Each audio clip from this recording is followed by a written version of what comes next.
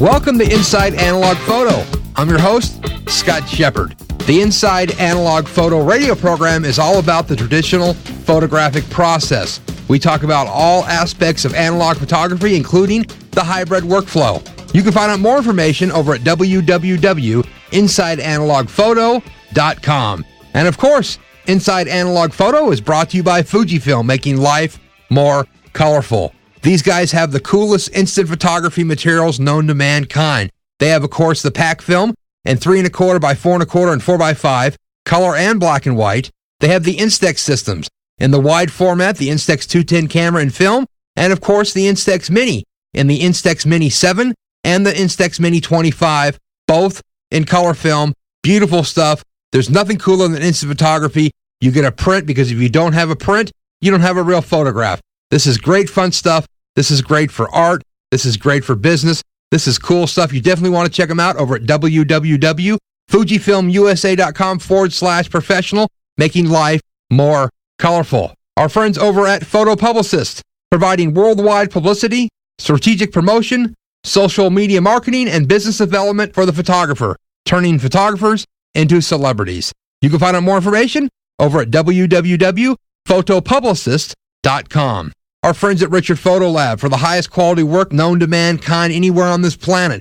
Unbelievable developing, scanning, and of course, output on high quality Fuji Crystal Archive. Unbelievable cool stuff these guys are up to. And remember, you don't have a photograph unless you have a print in your hand, and you need to print your pictures. This is important. You need to supply proofs to your customers and even print your own work, because it's not about looking at it on a monitor. It's about holding a print in your hand. Definitely check these guys out at Richard Photo Lab, of course, at richardphotolab.com.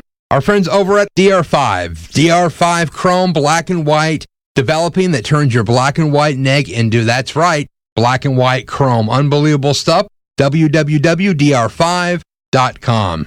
Our friends over at Upstrap upstrap-pro.com for the camera strap that will not slip off your shoulder, guaranteed bar none, the coolest strap around. Our friends at Eiger Studios, for the finest quality drum scans known to mankind, eigerstudios.com. Our official media partner, APUG, the Analog Photography User Group, for all things traditional photographic process on the web, www.apug.org. And our official philanthropic partner, George Eastman House International Museum of Photography and Film, over at www.eastmanhouse.org. Today on Inside Analog Photo, we're going to be joined by Ann Texter. Ann is a self-taught photographer, originally from Kansas, now living in Austin, Texas. She specializes in toy cameras, medium format, large format, Polaroid, and all kinds of various types of photography. She's an active member of the Austin Alternative Process Group and the Texas Photographic Society. She has fabulous work, beautiful Polaroid stuff. You got to check her website out, www.AnnTexter.com. Without further ado, let's chat with Ann. Ann, how you doing today? I'm doing just great. Thanks for asking. Thanks for joining us here on Inside Analog Photo. Great to have you on the program today to talk about yourself and your beautiful photography. This is very cool. Thank you. Thank you for having me. So, Ann, tell us about yourself. People that don't know who you are, tell us what kind of photography you do. Tell us what you like to shoot. Well, my favorite film of all is Polaroid film, and as we all know, that's no longer available. But I still have a stash in my refrigerator, so I still enjoy that as much as possible. 4x5. I have some of the 3¼ by 4¼ I love doing Polaroid transfers, and I recently purchased some of the new Impossible Project PX100 film from my SX70. I had shot my last 2 boxes of that probably last year and put that away in a closet, and I was really sad, thinking I was never going to get to use it again. So I'm really excited that they're going to make me be able to bring that camera back out. I have a lot of vintage cameras. I enjoy shooting most recently my Rolleiflex. That's been a lot of fun. I have a couple of wide-angle cameras. A Wide Lux is one of them, and then I also have a Horizon Compact, and those are a lot of fun as well. I seem to kind of grab a camera with a mood. The other thing that I've been doing recently that I really enjoy that I didn't quite think I would get into, but I absolutely love it, is some photographic mixed media with vintage cabinet cards and a mixture of Photoshop. I've enjoyed doing that a lot as well. Yeah, those look very cool. I can see these on your website as well. You have that under your mixed media. That's really cool. And tell me about how you got into photography. When did you get the bug? When I was younger, I think my parents always allowed me to have a camera here or there. I recall taking cameras to camp and whatnot. But in high school, my choir had won a competition in Kansas. I grew up in Kansas. And the competition that we won, they said that we could go and compete in Austria. And several of us were able to get on this tour that was going to go to Europe for 27 days. And so my mom and my aunt wanted to make sure that I was able to go. So one of the items that I got brand new to take with me was a Pentax K1000 35mm camera. And I still have one. And I absolutely love that camera. And that's pretty much when I kind of got the bug and I fell in love with photography at that point. With the Pentax K1000, did you pursue photography through high school? How did you progress with this obsession? I shot that camera through high school, just mostly for fun. When I went to the University of Kansas, believe it or not, I enrolled to major in accounting. I enjoyed the class in high school, and so I was going to be an accountant. As soon as I got into that class at the university, it was about 3 weeks into the class, I realized that everything I'd learned in high school, we'd already gone over in that first 2 weeks, and it just wasn't fitting me. So I had kind of turned back around to my love of photography, and I decided to try to pursue possibly advertising. Thought about shooting, Vogue magazines. Fashion photography always looked very exciting to me, so I thought maybe I'll go in this direction. So I signed up for 3 history photography classes in a row, and I took those, and I really enjoyed learning all about all the historic processes and the old photographers. And then I finally signed up to take a darkroom class, and I was really excited about learning how to use the enlarger and develop my own film. And I did do that. The professor was more involved in what does your picture mean. Every time that we would go to class, he wanted to know the deeper meaning hidden between all of the images. And that really wasn't what I had wanted to learn. I think I got a little bit turned off by that class. I wanted to learn more how to make wonderful prints and shoot better pictures. It still kept me inspired. But life takes on many turns, and I went in a different direction with my life after that. And I ended up moving to Texas, and it wasn't up until about, I'd say, 1999 or 2000 that my bug returned to me. And thanks to the help of the internet, there's just so many amazing websites out there where you can upload your work and converse with other photographers and meet other people. I started uploading some of my work to, I think it was usefilm.com was one place. There was just a lot of photographers out there shooting Olgas and Wokas and Dianas, and I fell in love with that. And I had to find out how was I going to be able to do that. So I purchased my first Olga, and it was just kind of love at first sight. And it just seems from that point, it's sort of snowballed with me. Back when I was at the university, it wasn't an art school, so I really didn't think that all of this historic processes and the history of photography that I had learned about was possible in today's age. I didn't really know that. I wasn't around that. And so being out on the internet, you can see that it is possible. I guess I became a big kid in a candy store. I hit eBay like you wouldn't believe, and I must have bought probably 40 vintage cameras. Just started Googling things and learning about things and inquiring, and I just kind of went crazy for a while. And what was the attraction for the Holga? Why did that sort of spark your interest in getting back into doing photography again? I think the attraction to the Holga images was how they look so vintage. I guess I'm one of those people that you would call an old soul. I love old things. I love antiquing. Some days, like if I'm in a bad mood, I'll leave from my work lunch break and I'll go walk around an antique store for an hour. It just always makes me feel better to be around just old stuff and vintage things. And I think that the look of those images just kind of drew me in, that you could take a photograph of something outside today, even if it were just a brand new car or a McDonald's sign, and it looks like you took it 40 or 50 years ago. It just really was something that drew me in, and I enjoyed that a lot. Being able to have that freedom to portray something that you see now and just make it look like it was done many years ago. So out of the different Holgas and varieties, which one do you like the best? A 120S? There's other ones. What do you like? I'm old school, the original ones. Is that the 120S, 120N? I can't remember. Yeah, the 120S is the original, or there was the Woga, and then the GN now is the glass. No, it's the 120S with the plastic lens. The real simple, old school, put some tape on the back and go. That's the one that I really enjoy. Some of the newer things are fun, but I like my images to be, I guess you would say, as raw as possible. I do use Photoshop. I do scan my negatives. But aside from my photographic mixed media, I pretty much use Photoshop as if I were in a dark room just to clean up dust. and just to make sure that the image is scanned nice. So I really enjoyed the original one. I have, 4 or 5 Holgas. I had purchased one specifically from Holga Mods. Are you familiar with them? Yep. Randy. Love Randy. I had bought the Polaroid back for the Holga, the original one that took the Type 80 film. That was my second favorite. Looking at your work, it tends that you gravitate towards black and white, or is that typically just with the Holga because of the way it looks? I think originally I did gravitate towards black and white. Like I said before, I hate to sound like a broken record, but it just looks so old. As an artist, we seem to grow and change, and I've kind of grown to like color more. I don't tend to grab color film if I'm going to shoot my Holga, but most definitely if I get another camera, I'm going to grab some color film. I like to cross-process film. That's a lot of fun. Are you processing your own black and white? Unfortunately, no. I tried to process some black and white about 5 years ago, and I did for a little while, and I can still do it.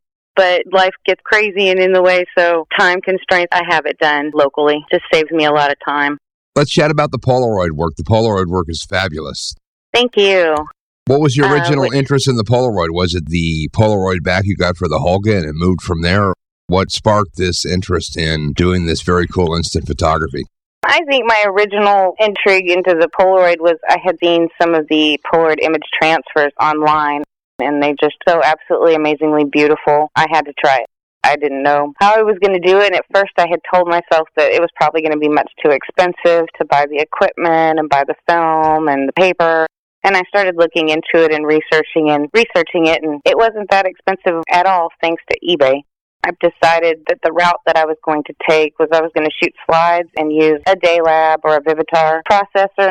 And so I bought a Vivitar processor, and I started shooting slides. And I figured that way it would enable me, if I made mistakes, I could keep trying until I got it right. And I think my second or third try, I had gotten one that turned out really well, and that was Hooked. I just fell in love with it. It was very painterly, and I liked the muted colors, and it just turned out to be a lot of fun.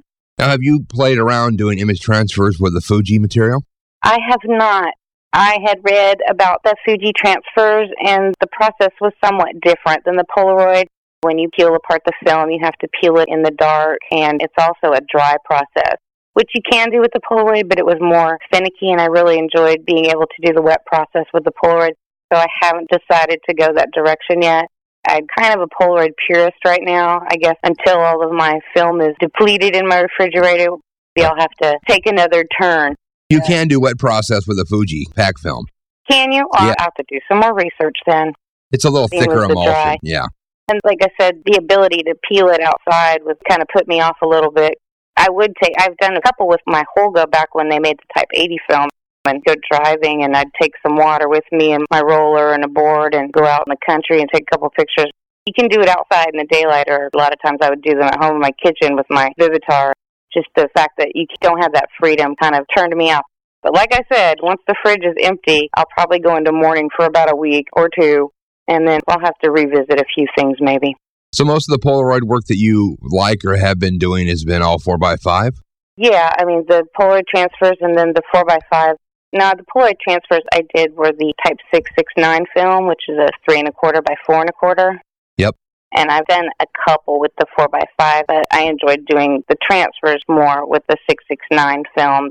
The 4x5, I have a 1950s Crown graphic camera that I enjoy a lot. And I have shot nothing with that camera but 4x5 Polaroid film. Again, once it's gone away, we'll have to do something else. Yeah, it's pretty hard to find anymore, and when you do, it's really expensive. It is, absolutely. I don't know, I used to always joke, buy me a box of Polaroid film instead of a Tiffany's box. But I think today a Tiffany's box would probably be cheaper than a box of Polaroid film. This is true. And tell me about this vibrant community of artists going in Austin. I seem to find that there's quite a bit of cool photography going on in Austin. Oh, absolutely there is. I was really fortunate to find a couple of really great groups that I guess I attend meetings regularly. There's the Austin Alternative Processes group, and they're just amazing. It's a small core group, but they have a Yahoo email address. Anybody that signs up for it will get emails, so any type of information that anybody has, they'll send out, and it goes all over the place. We meet once a month, and there's just some amazing people in there. They're just brilliant, good people to know. I always say that if someday film is no longer available, those are the people I can go to because they know how to make it. I mean, they know a lot about all of the chemistry and how things were done back then. They can do it now. Just really nice people and very, very supportive of everything. And then the other group that I was able to join is the Texas Photographic Society. And they meet quarterly, and they have a Photo Texas weekend. I think it's about every September. But I was just so fortunate to have met a few people that I would call really good friends. And it's just nice to have that camaraderie with people that are like-minded and enjoy the same things. And, yeah, a lot of them are just right here in Austin. Lots of gallery shows to go to, and it seems to be growing. So it's a really great thing. I like being around an art community like that. It's just perfect. It just keeps you energized and keeps you excited about what you're doing and makes you want to continue on and do more. I definitely think it helps out a lot. And when you're working on these pictures you're shooting, do you have a preset notion when you go out to shoot? Okay, I want to go find some old cars today, or I want to do this, or do you just sort of venture out and who knows what you're going to catch? Yeah, I used to kind of have a preset notion about what I wanted to find, but I found that I'd end up not doing anything. There's a really good friend of mine, and she and I sometimes will go out shooting together, and she would shoot 5 rolls of film to my one. I guess I'm kind of picky, so I kind of stopped putting together these lists or whatever because I would just waste my day. So anymore, I like to load up my car with a bunch of different cameras and just drive and just stop whenever I see something. A lot of people ask me, what types of images do you like to shoot? And that is the hardest question for me to answer. A lot of people go, oh, I love landscapes, or I love doing portraits, and I like doing everything. I think it's whatever catches my eye.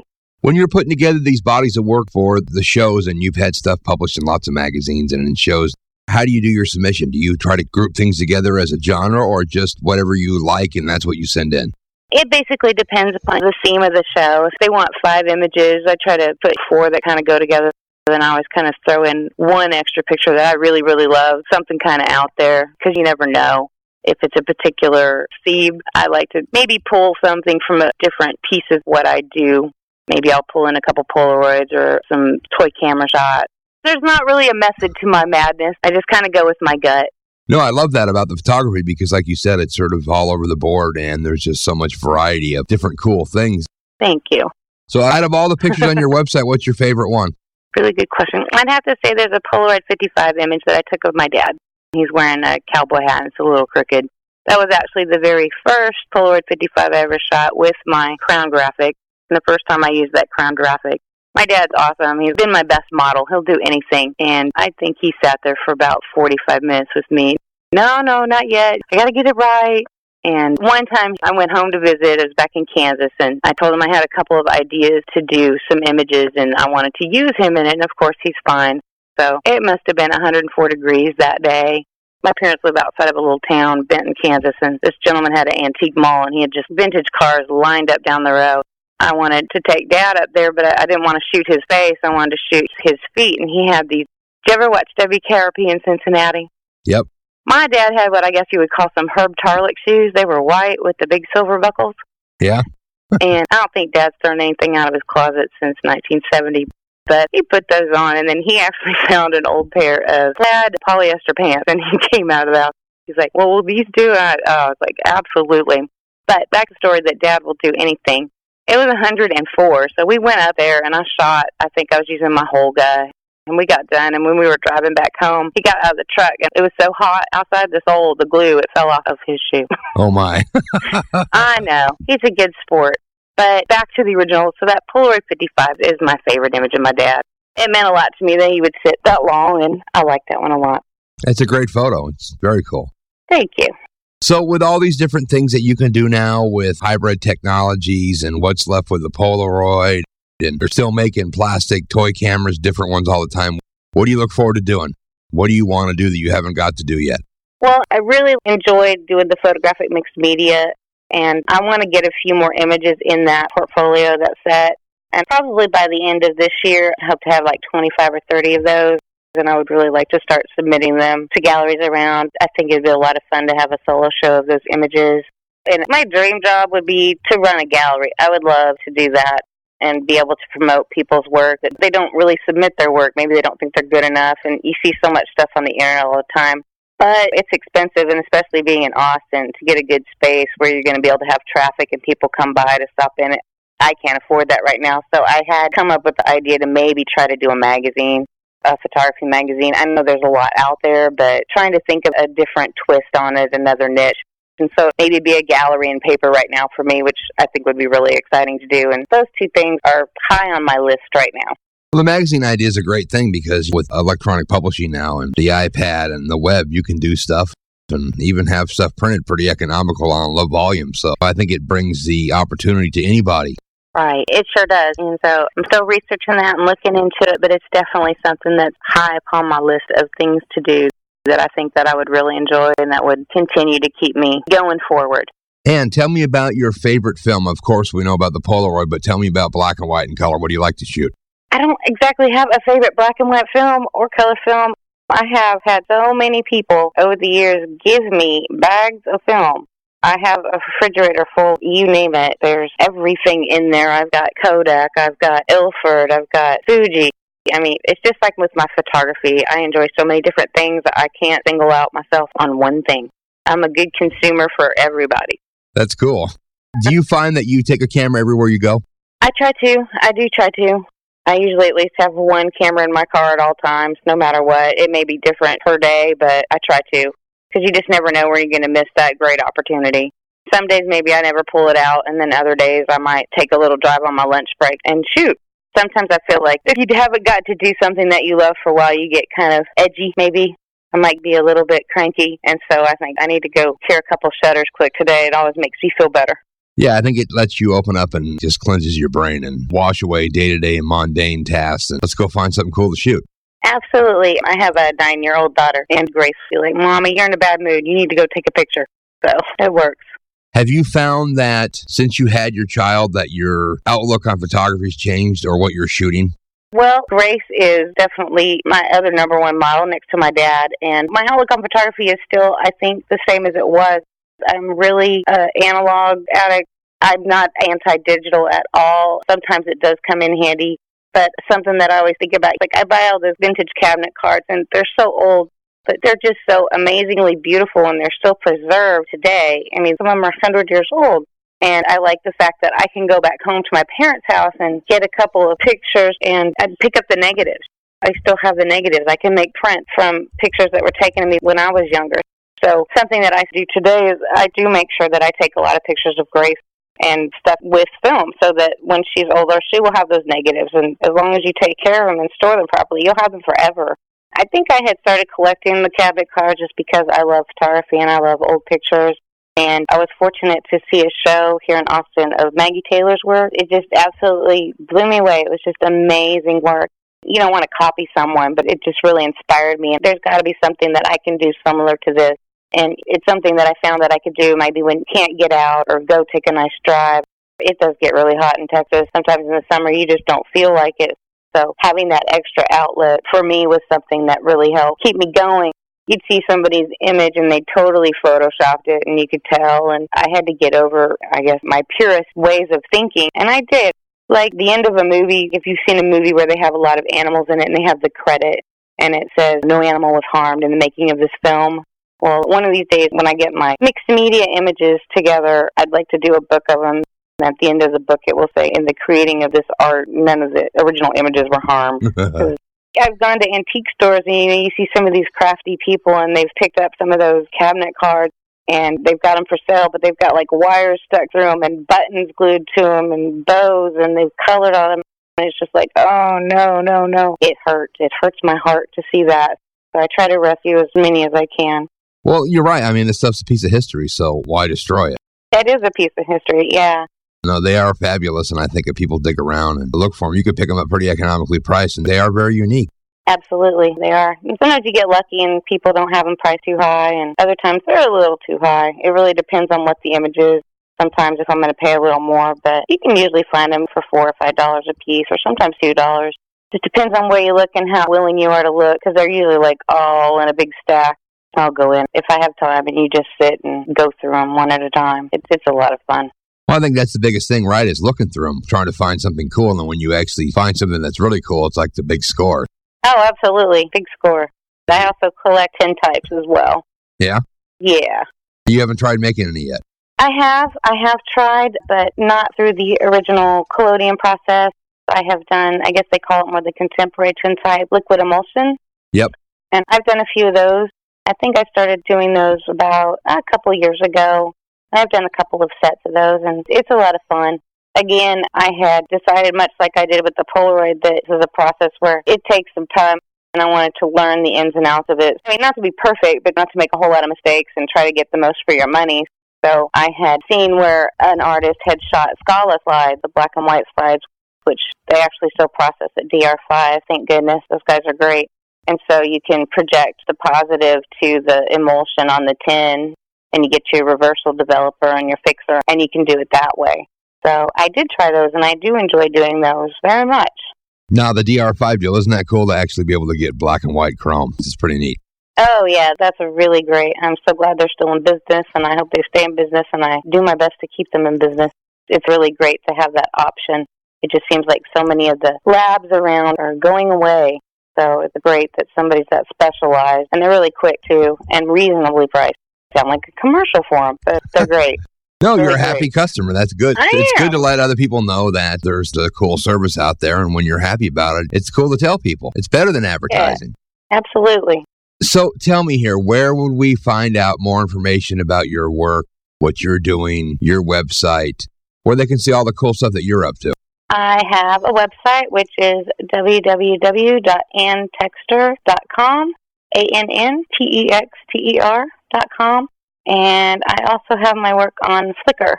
I think it's under Annabelle Texter. Yeah, this is beautiful work, Ann. I really appreciate you joining us today just to chat about your photography. I think people need to go over to your website and look and check your Flickr stream out, that it's very unique and it's just great stuff. It's refreshing and it's cool and it's different, but it's unique. It's you. I like it. It's great. Thank you so much. I'm really honored to be on your show, and I just appreciate it.